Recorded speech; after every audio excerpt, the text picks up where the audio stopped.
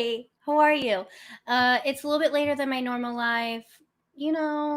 Time just gets away from me sometimes. But thank you for joining. I do see some of you in here. Catherine, Christy's in South Carolina. Uh, Cece, I think. Sorry, my screen's far away. She is so excited for the silhouette tutorials. So welcome. If you're watching this live, thank you for joining. If you're watching this later on the replay, thanks for watching anyway. Hi, Pamela in Northwest Florida. So I have had a lot of people ask me recently, like all the time, but more recently, if I could do more videos focused on Silhouette Studio. Now, I love doing them, but I know that when we do silhouette stuff, a lot of times, like there's so many specific questions that everyone has, and so I really enjoy teaching as I go, and I enjoy answering questions as they're relevant. So I'm going to start basically going live, hopefully every week, hopefully every Wednesday. I'm going to try to do rotate between software and finished products. So today I'm going to do some software stuff. Texas. Someone in Texas is watching. So I'm going to do a quick overview. So I'm going to build up throughout these lives with different topics. If you're looking for a specific thing, please comment either in the chat or the comments after the fact and let me know what you're looking for. Today's going to be like a quick overview. It's going to kind of talk about what Silhouette Studio is, why we use it, and kind of give you a guide map of all the features. So again, if you're watching and you haven't said hi, I'd love for you to say hi. Let me know you're watching.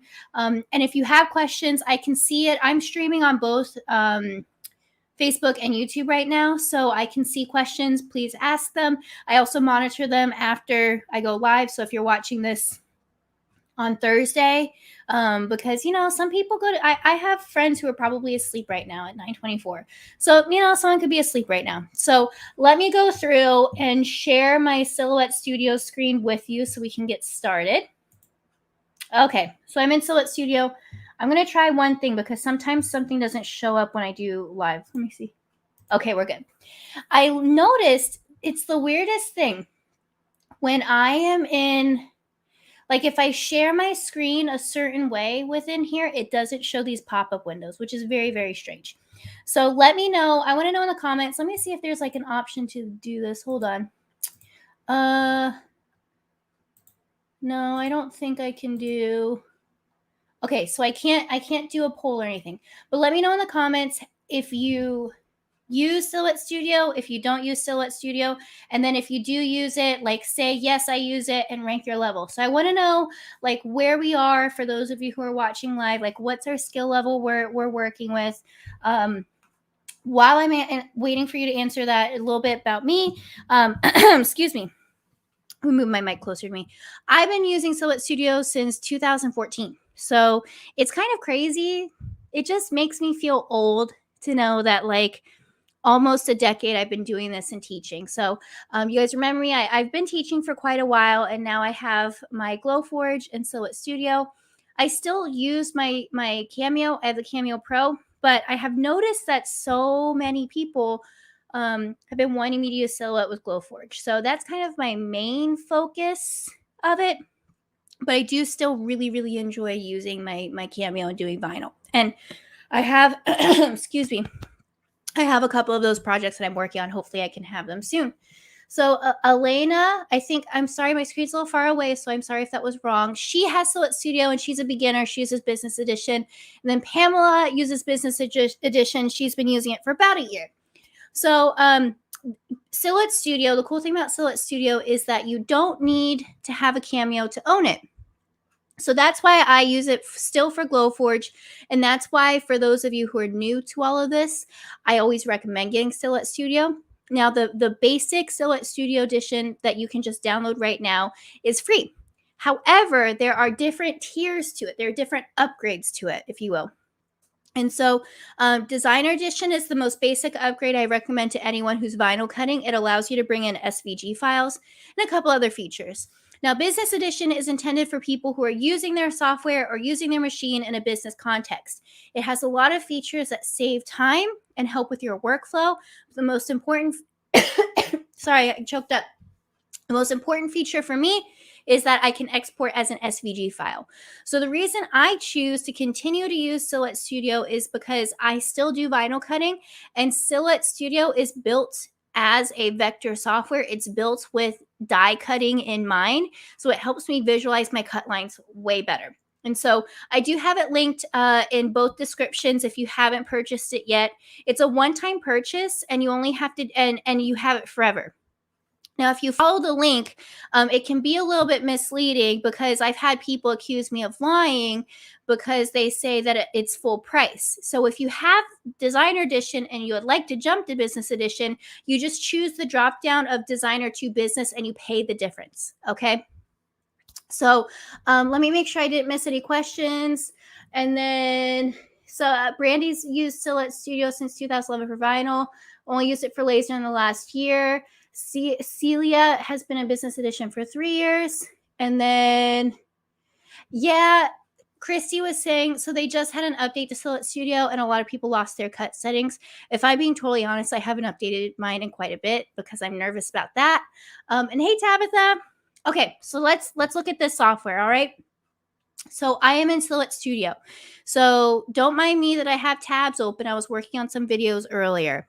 But the way that Silhouette Studio works is that we have a vector software. So this finds lines, and the lines are connected by points, which basically make up our design. So we just opened the software. Let me show you what we're working with. So you have your top bar here. I'm going to go through it pretty quickly because it's pretty standard with most programs. You have your new document, save, print, all that stuff. How many of you guys used floppy disks? You know, there are kids who just think that's a save icon. Isn't that ridiculous? I use floppy disks. I am old enough for that. And you have all your features here. You have your copy. This right here is very useful. We'll get to this later, but this is select by color. So you can select by line color and fill color. That's really, really useful. I actually used in a video I recorded tonight. And then you have your zoom features. So you have zoom in, zoom out. This one right here is my favorite. This is select zoom. And then Brad says, what's a floppy disk? We do select zoom. And so where you go and grab this, it will zoom into that area. You can't really see the difference right now because it's all white, but that's what it does. This you can pan. I never use these. And then right here, this button shows your entire workspace. So here's your workspace right here. All right, so over here, I'm going to go through the left. So when you're working in Silhouette Studio, the way that they have the software set up is that they have sections of the software, and that kind of dictates what you're doing. This is not an official term that they've done with it, but I always call the left side of my section. I'm trying to make sure left. I'm trying to reverse it to make it easier on you. The left side of the section is kind of like my create thing. So that's where we can make our objects, we can make our lines, we can make our text. And then the right side is where we actually edit it. So right here, we have our select tool. You're going to use this a lot to select things and move it. Then you have your lasso tool. So I'm going to jump down to these shapes so I can show you how some of these selects work. So we have our rectangle tool. So these are our basic drawing tools. We have rectangle, rounded rectangle, circle, and a polygon. So let's do our rectangle. And then it's really hard to see because I have a 4K screen. But one thing to remember when you're designing in Silhouette Studio is look at your mouse. Your mouse is very indicative of what you are about to do. So if you look, my mouse is a little set of crosshairs. So that means I am about to draw something. So if I click and drag, check it out. So I have my rectangle that I'm making here. And one shortcut whenever you're using Silhouette Studio or a lot of design softwares really, if you hold down Shift, I'm holding Shift, see how that turns into a square? Shift keeps things proportionate, like symmetrical, and it also helps with angles. I don't want to turn on sticky keys. I just wanted to do that. So we can go through, and then I had to let go because it asked me if I do sticky keys. So we have our rectangle here, and let me go and just draw a couple more shapes. So we have the circle, hold down Shift, same thing. I let go of Shift. So we have that set right there. I let go. Did you see that? So I let go before I stop clicking. So I'm holding down Shift. If I let go of Shift, it'll go right back. So make sure when you you lift your mouse first and then let go of your shift button. All right, so we have that right here. And so your lasso tool, you can just go and draw your shape around what you want to select, and it selects it. To be honest, I don't use that very often. All right, so the next set we have is our point editing. Remember how I said at the beginning of this little live that the way vector cutting works is you have points. So here are 4 points. Here are landmarks of our design. And so path is the line that connects it. So that is how your laser or your vinyl cutter gets from one point to another. That's the path that it takes. So something like this for point editing, you can go through and this will help you edit it. You can click right here and you can see you have options that show up there. I'm not going to get too far into point editing. That's a completely different live. We'll do another day because there's a lot to it, but leave a comment if that's what you want to see. And then right here, this is something in business edition. These are called Flexi Shapes. So there are more shapes that you can make in there. For the holiday season, we have our Christmas tree. I can literally just draw a Christmas tree. And then this little slider here, you can adjust how many little tiers you want in there. So I want 5. We have our tree here. I can even take this, resize it, and then you can make it wider or narrower with these red dots. So that way you can adjust your shape. And then when you're done, you just right click, convert to path. Do you remember what I said about paths earlier? Paths are lines. So we're just changing this to basic lines. All right, so we have our pen tool. I never use the freehand tool, but let me just show you. You can draw freehand. And then the smooth one tries to figure out what you're doing. So you can see it straightened it into a line. Okay. And as I'm going, guys, if you have questions or want me to clarify, let me know, or anything else. Kimber wants point editing. Yes, that's another time. All right, so over here we have text. So this is what gets people hung up, okay? You can see that there's an A on both sides. We have one on the left side and we have one on the right side. Remember what I said at the beginning of our live. The left side is what creates, the right side is what edits. So if we go right here, go right here. Wow, this is text. Not test. Not test. Text. Right? So we have our text right here. Now, if you look, if I click off, see how I have right here? This is just like a box. That's just our select box. Look at my mouse while we're talking about this. So see how my mouse is just an arrow? That means that my select tool is on. Okay? I will be selecting something. Okay? When I hover over something I can select, look at my mouse now. What does it look like now? It is a hand. So if your mouse is an arrow, then your select tool is on. You're going to select something. If your mouse is a hand, your select tool is on, and you have something within your reach, something at your fingertips, okay? And then if your cursor is like a little crosshair, I don't know what it's called, but crosshair, then you are about to create something, okay? So that's one thing that a lot of people who are new in the software get hung up on is they're trying to select something, trying to make something, and they keep, you click wrong. So make sure you keep that in mind. It's really, really helpful. All right, so let's go quicker. Oh, wait, and so we're going to hit our text, but see how that box is there? I can't retype anything. I can't do anything like that. You want to double click. Do you see how that box is now green? So now we have text edit mode. So green, go and edit, okay? So this is how you can retype it. You can do something like this. I love it. Whatever.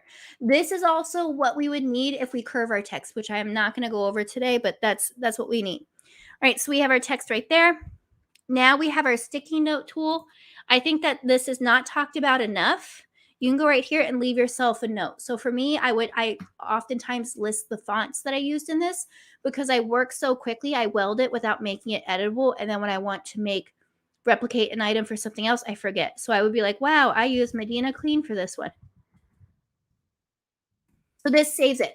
I also use this for notes if I'm using specific vinyl or whatever else. So this is really useful for those of you who are running businesses because you can leave notes. You can leave order notes in there. Now, don't leave your entire order note within a sticky note in Silhouette Studio. That is just asking for you to lose it. I mean, I like forgot who it was earlier in the chat, but she even said she lost all her presets. So don't put your eggs all in one basket, but it is useful when you're doing something like that. And so yes, Christy says she can never get notes to cooperate. Yeah, it's tough. Remember the mouse thing? There's only a small area of margin of error. So you can see we have, look at my mouse. If I'm right here, I'm going to type something. If I have right here, I'm going to move it. And then right here, we're going to get rid of it. So that's one thing to remember. Don't forget your mouse. So a lot of times when you go to retype it, you want to move it, you accidentally start like editing the font. See how I'm like trying to click and move it? It's like no margin of error. You have to really make sure your mouse is the hand, and then you can move it. And then right here, we have the eraser tool. I don't use this that often, but you can erase it. One fun thing about the eraser tool is that when I do recipes, so you can look back, I did a video on this and I did a live with this last year. Whenever I trace handwriting for an entire recipe, I use the eraser tool to erase big chunks. Sorry, I hit my microphone, to erase big chunks of it right away. That's all a preference. That's what I like to do. You can do a bunch of different things. And then you have your knife tool here. The knife tool cuts things. So now you can see right here, my little rectangle was cut. Now, the cool thing about your knife tool is that, see up here at the top? I don't know if you've noticed, but this bar up here at the top is changing like every time I do something. This is called the quick access toolbar. This will change based off of what you have selected right now. So right now I have the knife tool turned on. What does my mouse look like? Look at my mouse. It's a knife. So you can see we have options, and then we have this auto apply. So this will cut as soon as I lift my mouse. But if I turn off auto apply, I can even choose different shapes for this. So, you know, let's say I want to do sawtooth and go right here. Do that. And then do you recognize this slider? We've seen it a couple times tonight. You can adjust how toothy your saw is. So then we can adjust it, and once we're all good, you can just hit apply. Look at my mouse. Don't click and drag right now. We're just going to make another knife. You see that? I'm hitting Control Z. Now you go to your select tool. Now you can select and move it. Okay. So those of you who have been following me for a while, you'll notice that this workspace, you may know that this workspace is driving me crazy. I prefer to always fill in my shapes when using Silhouette Studio. It helps me visualize what order they're in there and what my shape looks like. So there are two ways you can fill in your shapes. You can do the quick access toolbar, which is my preference. This top left, just choose a color and go. Or you can go over to the color panel over here on the right.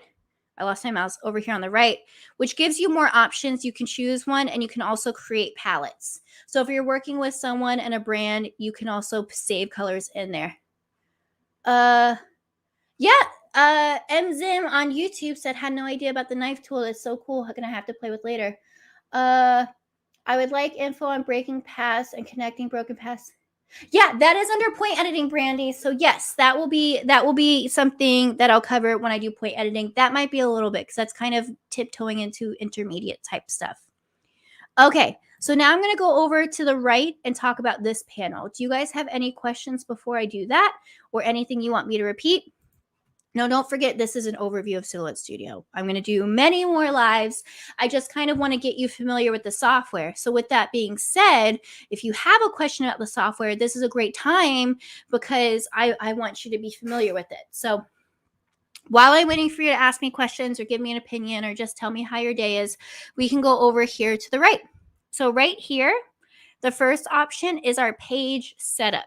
So there's a couple things that are important to know about that. We have our machine. It's always going to default to a machine, because this software is intended for a Silhouette machine.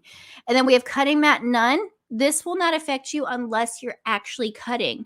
So if I were to feed my vinyl in like this, it's going to read it without a cutting mat, and it'll start your design up higher. Okay. So if I go right here to cutting mat, and I use just a 12 by 12 in this context. See how you have this gray part right here? It's important to make sure this reflects if you have a mat or not, because if you're cutting with a mat, but you don't turn it on in here, it will actually start cutting up here because it doesn't know to factor in that extra almost inch feed to account for the cutting mat. So make sure you do that. Over here, you can adjust your workspace. So I'm going to turn off my cutting mat option. So when I do bigger designs, I can go through, make it like 20 inches wide, 15 inches tall, whatever. So this is great for wall decals. This is great for my Glowforge designing. And then you have your orientation. If you're not cutting, it doesn't really matter. One thing, if you are using Silhouette Studio, I always recommend showing your cut border. Do you see this red line that's showing up? Now, if you are cutting without a mat, you have your rollers on your Silhouette machine, right? And so your rollers need something to grip onto. So if you have a 15-inch long piece of vinyl, you cannot cut the full 15 inches because your machine will have nothing to hold on to, okay? So that's why it's important to show the cut border, because this is a more accurate representation of your actual safe cutting area. Now, again, if you're using Glowforge, it doesn't matter too much to you, but that's one thing to keep in mind. All right, so the next tab in our page setup is our options. So you can see we have show grid, show guide, snap to grid. So there are two things that I hear from people very often. Lisa, what is this? How do I get rid of it? It's driving me crazy. One, what are these lines coming out of my mouse? What is this? Crosshairs. Do you see this? I hate the crosshairs so much. Leave me a comment. Do you like them or not? Some people, I've never met someone who actually likes it. I hate it. So if you ever see this happen, you might have accidentally turned it on, because there is a shortcut that I can't remember what it is. You can go right here and turn it off.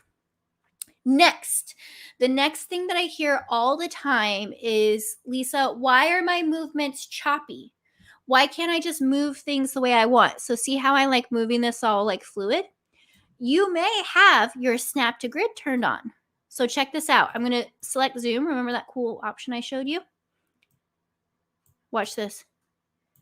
See how like choppy it is? That's because there is a grid in there. Look at the very top right here. It's going off the inch markers. So it's snapping to the grid. I hate that too. So I'll turn it off. Nice and fluid. Dislike crosshairs intensely. Yes, I don't like it. Oh, I almost fell over. I was just trying to get on my armrest. So those are the two things. So if you ever run into those two problems, look in your page setup, because you probably turned it on by accident. And then you have smart snapping. Honestly, I never use that. I can go over that in another one. This is basic. 3, the third most common, another common thing that people approach me about that's a really easy fix is that if you are new to your cutting machine, you may at some point have turned on your registration marks. And so when you go to print, it says registration error. Okay. So if you're cutting vinyl, you don't need registration marks unless you're doing print and cut. So let me go back and set this in a 12 by 12 setup, just to like old default Silhouette stuff. And look, this button, your whole workspace. If we were to go through here and turn on registration marks, have you guys ever encountered something like this where it has this gray area and the dot right here? This is intended for print and cut. This is intended for you to print on your computer, put it on the cutting mat, and then your Silhouette has a little like laser eye search thing, and it looks for these black marks to register where your design is. And then it finds where it is, and it knows exactly where to cut to go off your print and cut. Now, if you're cutting vinyl and you're not doing print and cut, you do not need this. And so if you're putting your vinyl in and it doesn't have the registration mark, you're going to get a registration error because there are no registration marks. Okay, so you just go right here and turn it off.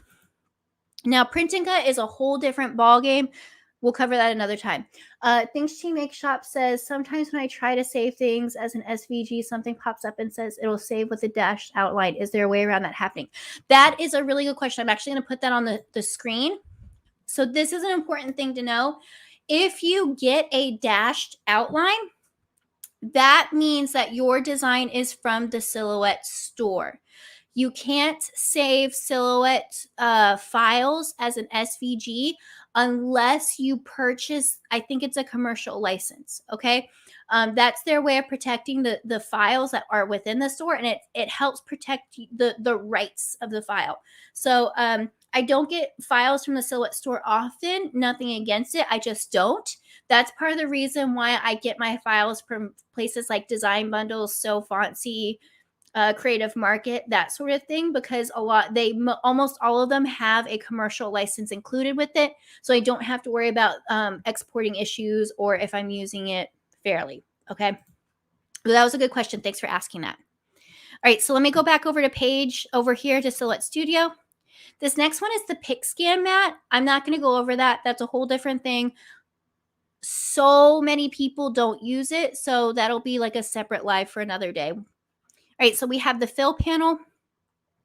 This you can choose recently used. We have a lot of color options. You can even go to advanced options and like choose an exact color that you want. You can even do hex and other color codes in there. I don't worry too much about this because I am just cutting things. This is useful if you're doing a mock-up. So if you're going to paint something or if you have a specific color of vinyl, you can go through and program your own color in there. But this is just an overview. We're going to move on. All right, so we have our line style. This is mainly for printing. So if you want to see that, we'll do another live. And then here is our trace panel. So this is one of the more common things that people are asking. There are different versions of tracing. I'll do a live on this again with like something else because there's a lot to it. Let me see if I can pull, what's in my library that I can trace? Okay, we'll do these bats. Okay. Oh, this is a good thing. See how my screen is split right now? This is a business edition feature. So the last time that I cut this, I did show media layout split screen. So I did advanced nesting with this a while ago. So let me turn that off. And let me just copy, paste this bat in here. Oh, I forgot to show you. See this little green dot? This is our rotation. We can rotate our items. And then don't forget, shift is always something. If I hold down shift, it kind of goes, it snaps into 45-degree increments. You can't really see it very well, but it's there. Don't worry about it. Okay, so this is not going to be the best example because this is already a vector, but let's say you have a file that you want to convert over. Recipes are really common. We can go over to our trace panel. I lost my mouse right here. We can do select trace area, draw our box. And the thing that gets people when they first start, keep in mind, is that the yellow is your entire design that will be traced, okay? Imagine it as your entire design with the fill turned on. So you can see if you look closely, there's like still like a black outline around the edge right here. So this right here, threshold, increases the power of your trace. So the trace will find like dark areas and start it again. And then you need to tell the software, hey, find a little bit more, find a little bit more. Whenever you get to the edge of like an item or anytime colors change, the way screens work is they do fade into each other a little bit. So when we increase our threshold, it increases the tolerance and it basically says, hey, you need to get more of this shape. So we'll do threshold right here. So you can see it's smoothing out on the edges. And I always bring the scale down. It makes it sharper. And then right here, we'll click trace. This box will disappear. We can click and drag. So that's our original, and here's our new one. It shouldn't look that different because I traced a vector, but it's the same process. Love design bundles. Enzim on YouTube says, I'm realizing how much I need to learn about Studio. I taught myself since June. There's a lot to it. I mean, I did it at my old job. I did this all day, every day, and I was still learning. I can rarely get nesting to work. It crashes my program 99% of the time. I run in that too sometimes, Brandy. I sometimes it's because I have too many items. And honestly, I do think, and I've reported it a couple times. I do think that that is one thing that like Silhouette's having a hard time keeping up with. The nesting does crash. I will give you that. I don't do it with a lot of items. And then let me go back to trace. We have trace by color. That one's really cool. I'm not going to go over that too much because I would love to do a specific tracing video. And then magnet trace is really only if you're doing print and cut and you're doing stickers. I'll do that another time. And then nesting. So that's a good question. What is nesting for? So nesting is a feature that takes your items and it rearranges them to fit into your space to maximize your material. So you use that a lot if you're doing like small things. I'll use it if I'm doing ornaments, patch orders, and then it's very common for paper crafters. I mean, you can do it for vinyl too. If you're doing a bunch of stuff, you need it to fit on your sheet of vinyl. Okay, we're halfway through this. Are you guys doing okay? All right, so then we have our image effects. I'm going to skip this again. This is like really if you're doing print and cut. I do use image effects when I'm prepping my photos for engraving on the Glowforge. So let me know if you want me to do a video on that. And now we have our text style. So this is a basic like text editor. Let me move this out of here. So check it out. We can click right here. We have our text selected. We can click, change our text. Let's fill it in so we can see it. Wow, this is text. We can change our text right here. We can change the style. Some text will have like a bold, a sturdy, that sort of thing. And then you have your line spacing. So let me go through in here. Lisa, you didn't miss too much. I think you have like a good grasp on Silhouette Studio. So I don't think this is going to be mainly review for you, Lisa. This is kind of like a introduction to Silhouette Studio. All right, so we have two lines in here, okay? So we have our line spacing. We can affect it like this. And then we have character spacing. So this increases the space between our characters. I use character spacing sometimes. Honestly, I don't like to use the line spacing. I prefer doing my text in separate text boxes and using the align tools there and really fine tuning how I want them to be. How do I use image prep for Glowforge? So I'll just do like a quick overview on it. Basically for Glowforge, since you're doing variances, I will increase the contrast in my photos. So that way there's more of a difference when engraving and you can see the image a little bit better. Okay, so then that's our text. We have, this is like to create a font, the one underneath it. I don't do that. Like, if I really wanted to have like a brand with my handwriting, I would definitely do it. But I don't want to do that. So as far as like the font creator, my personal preference is just to get a font online. But that's another cool thing. There's lots of people in the Glowforge, the Silhouette world who do videos on that. So definitely check that out. All right, so here is our transform panel or our align options. You will see these same options up here in the top in the quick access toolbar. So this is how we align. So this is what you're going to use the most in here is you can take your multiple objects. Let's say we have this. We can select all three. And then either here or here, I'll do it on this side, we can choose how to align them on each other. So follow the pictures. The pictures in here are really helpful. You can see right here, horizontal, they're all lined up on the left side. Now they're lined up in the middle. Now they're lined up on the right. So this should be no surprise. They're lined up on the bottom, the middle, the top, okay? Now this right here is actually one of my favorite tools I use very often. So let me take this circle. We're going to hit this corner here to shrink it. My favorite shortcut in Silhouette Studio. I'm going to make a quick duplicate. I'm going to hover over this, hold down the Alt button. My mouse turns into a plus sign. Don't forget your mouse is telling you something's happening. Click and drag, click and drag. I made a bunch of copies. So I do this all the time. Okay, so let's say I want to put these in a row. I can go right here, grab all my little dots and center them like this. Well, obviously they're not good. They're not spaced evenly. So I'm going to kind of stretch this out so you can see it. So I'm going to grab this again, center align it, but I want the spacing to be even. Let's say you're doing dots or, something like that. We can go to our spacing and horizontal and vertical. So what this does, it takes the first item and the last item in your sequence and redistributes everything in between it selected evenly. So let's go right here, vertical. Check it out. So it's nice and even. There's a lot in there. So I'm literally just going to go in here and delete 2. Okay, so see that? I have 2 deleted. I can grab this all again. Check it out. Pretty cool. So I use that pretty often. All right, so then you have a couple more in here. Scale, rotate, move. Oh, Nick's calling me. Hold on. I don't think he knows I'm doing a live. Hey, I'm doing a live right now.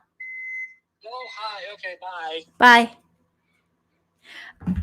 So then we have our move. I don't use that. I just use my mouse. And then we have our shear. I don't use that often either, but we can just explore it. It's so fun. So in this section, you are going to use your align tools the most. If you do want to resize, there's a couple different ways you can do it. You can select up here, choose resize right there. But again, I am a big fan of the quick access toolbar. So check it out up here. This area right here is where you change your size.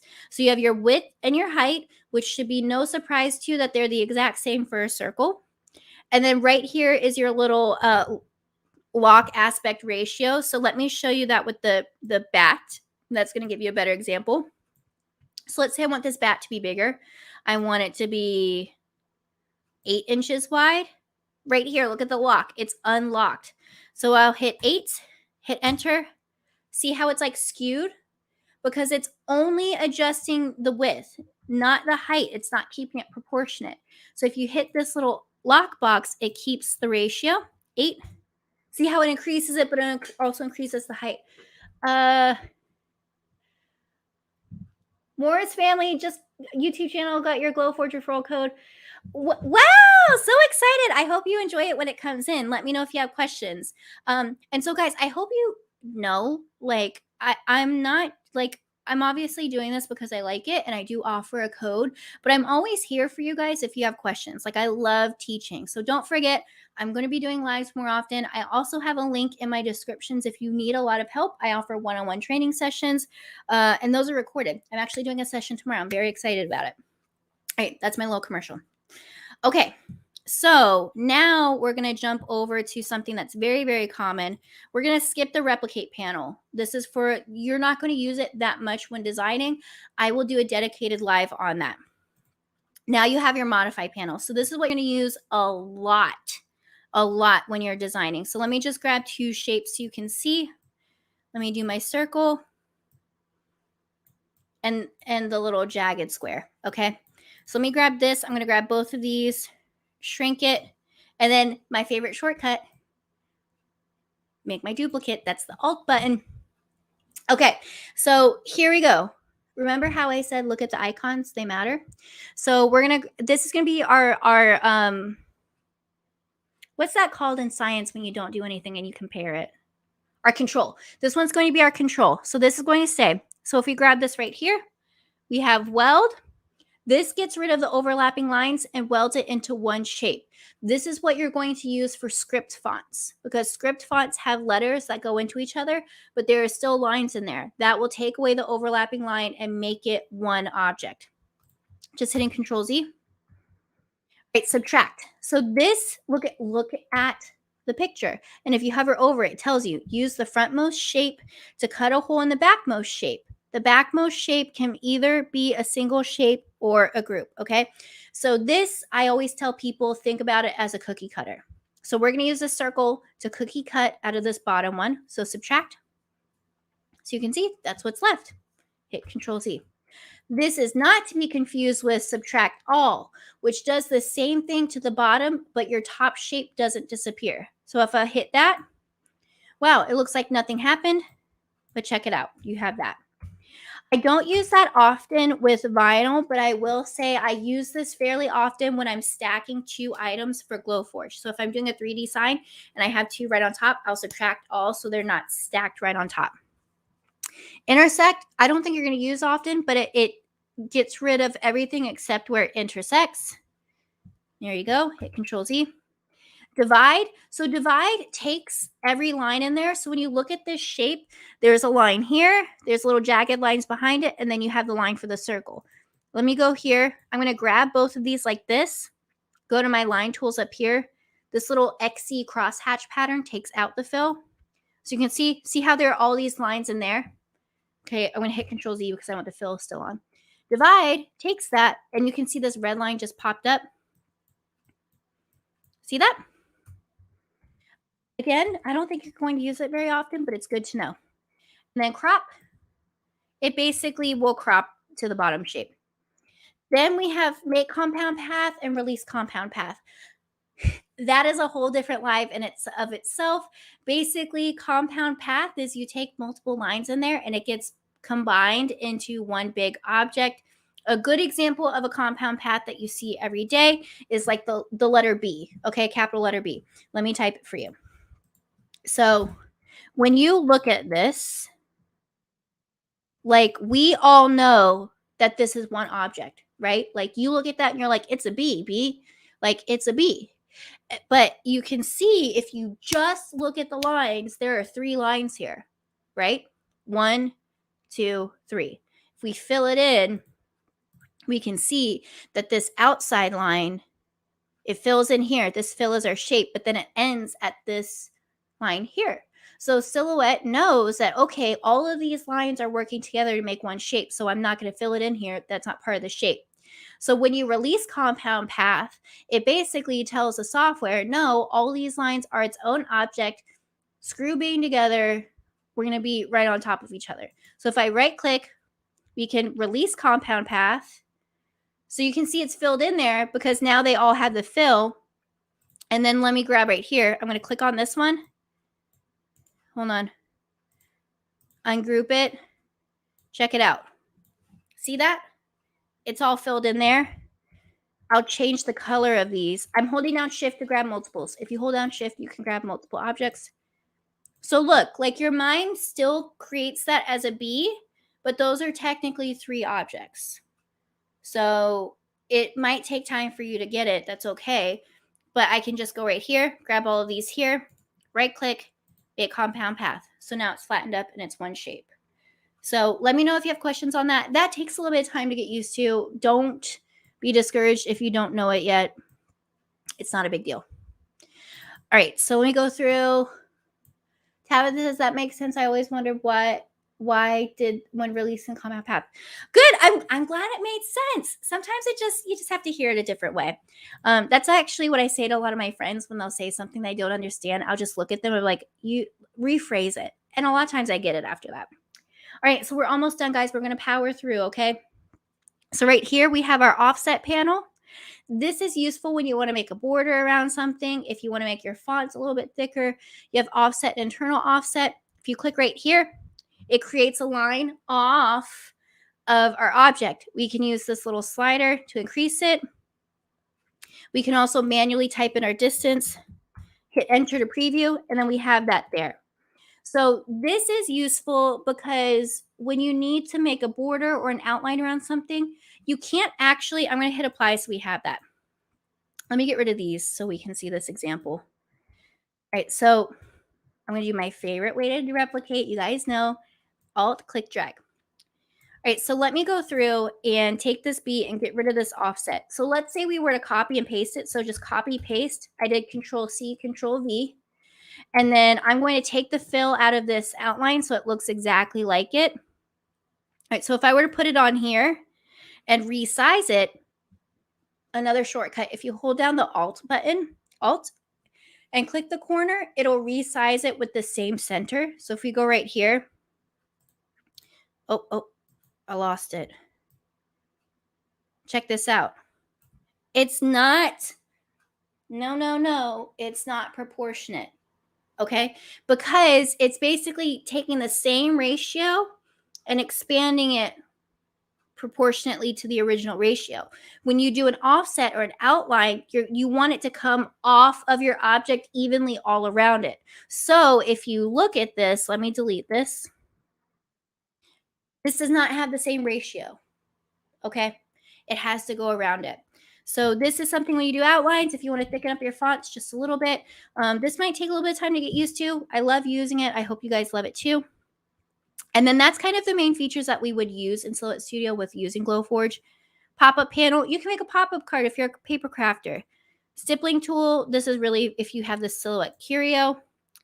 And then almost all of these are kind of more vinyl specific. So I'm not going to go into them today because if you're a new Silhouette user or if you're a new Glowforge user, you won't use that. You won't need it right away. So the real thing that most people want to know when they're new to Silhouette Studio and Glowforge is like, how the heck do I save my design? Like, how do I get it to my Glowforge? Now, if you were to just go to File, Save, a couple things.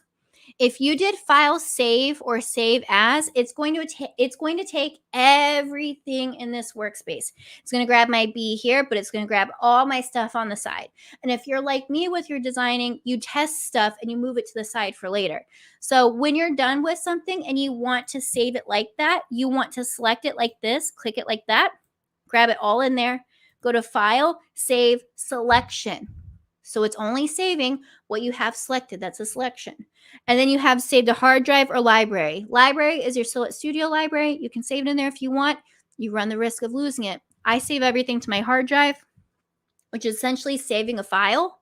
And then you can see right here, we have a Silhouette logo because these are Silhouette Studio files. You can see that right here. When you have Business Edition, you just have the option right here to save as SVG. Then you name it and go. Super easy. And then you just open it right into Glowforge Studio or I think it's called Glowforge Studio and Glowforge, which you have seen me do many times in my videos. And then you're like ready to rock and roll. So that is kind of the basic overview. We've been live for like 45-ish minutes. Do you guys have any questions on anything or anything you want me to repeat? Do you have idea like what you want covered in a future one? For those of you who've been able to catch my lives, do you like the idea of alternating between software and project, or do you think you'd rather me do software every week and then supplement with project lives another day because I upload videos as well? Like, how do we feel? There's still people in here, so I want to know your opinion on everything, on all the things. But yes, I was a little bit later than I normally am tonight. I'm sorry about that. I generally am going to shoot between 8 and 8:30 to go live. Still have my day job, so I have to work for them until 5. And then if I'm in the office that day, I don't get home till 5:30. And then I guess I should eat or whatever. But, you know, it's fun. So no one else has commented in a little bit. Oh, Brandy says, thanks so much. Alternate. Oh yeah, alternate. I forgot that I asked that question. I was like, what's an alternate? Okay. And then yes, the node point editing one, that's always one that's like highly requested. And then Tabitha loves both. So we'll figure out a good option. Nicole has been so busy, and Thursdays have not been a good day. Wednesdays, she normally helps with youth groups. So I don't know how often I'll have Nicole just because our schedules are so crazy. But, this is a good thing to ask for those of you who are still here. I want Nick to start doing a live. I want him to do Mancraft Monday and maybe have some of his man friends help. Let me know if that's interesting. Like, I know you're here and you like how I teach, but are you interested in like knowing Nick? Do you think he's funny? I think he's funny. Let me know what you think about that. And then have you shown how to open a design from a purchase SVG and open for Glowforge? You know what? I didn't do it in this live, but I do show that fairly often in videos. So to open a file for SVG, you literally just do file open, and then I just find it my SVG file. You'll see right there, and then it opens right in there. And then whenever you go to Glowforge, you literally just go to your Glowforge Studio. Do I have Glowforge open? I don't think I do. You go to Glowforge Studio and you just file new, upload from file, and then you're good. Almost all of my videos, when I'm doing production, I will show how I set up my files in Glowforge because I think it's useful. So you can definitely find one of those. I'll do that in a live as well, but if you're looking for it right now, I do have it. Cool. So one and all software projects, all of that. So I'll let Nick know, people, what Mancraft Monday. I'll let if any of my friends watch this now or later, which is unlikely. If you're a guy, you'll probably be on Mancraft Monday. So anyway, I hope you guys have a great night. Thank you so much for all of you who came live. It means a lot to me. I love having your support. I love teaching. So, my goal is to be able to build this up so I can just do this full time and be devoted to helping you all the time. But I like paying my mortgage, So, but again, I'm here whenever you need me. I have links on both Facebook and YouTube if you do need personalized training. That will be an hour recorded. You'll get the recording, and it's really easy. You just go to the product, and when you purchase it, you get a link to the Calendly, and it literally you can schedule it right then and there. So let me know if you have more questions. Have a great night. For those of you who are here in my time zone, it's time to get ready for bed. Let's wash our face, and I will talk to you guys later. So take care. You know where I am if you need me, and I will talk to you later.